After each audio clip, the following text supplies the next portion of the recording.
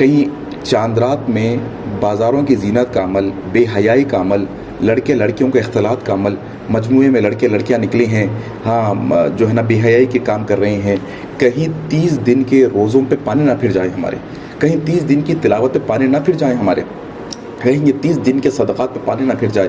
میرے بھائیوں، میرے بہنوں، یہ بات کو سمجھو کہ اللہ نے موقع دیا، عبادت ہم نے کی، اب یہ عبادت جو عمل ہم نے کیا ہے اس کی حفاظت ہماری ذمہ داری ہے۔ اللہ کے نبی صلی اللہ علیہ وسلم نے کیا ہمیں حکم دیا؟ جیسے ہی چاند نظر آتا ہے شوال کا، عید کے دن آئے تو عید کے دنوں میں کیا کرنا ہے؟ ہمیں تکبیر کرنا ہے، تحلیل کرنا ہے، تحمید کرنا ہے، اللہ اکبر اللہ اکبر، لا الہ الا اللہ، اللہ اکبر وللہ الحمد۔